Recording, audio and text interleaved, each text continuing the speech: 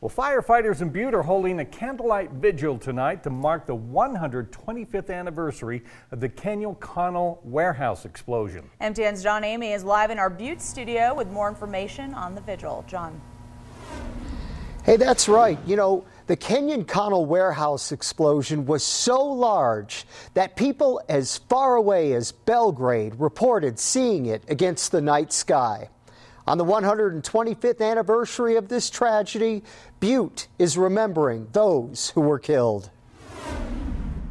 The explosion at the Kenyon Connell warehouse in Butte 125 years ago was so massive it was heard as far as Willow Creek.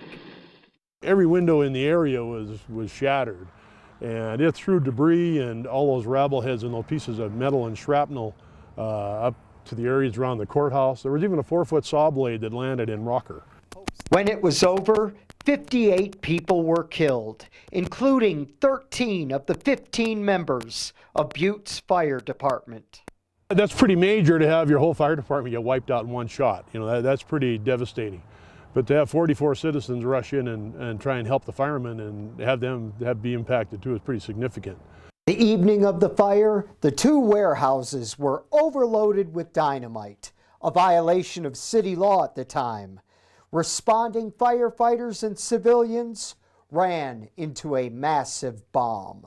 Angus Cameron and 3 other firemen were buried in the same casket. You know, if you want to talk gruesome stuff, these guys were just incinerated. It was here at the blast site a few years ago when a history student wrote no memory on this utility post.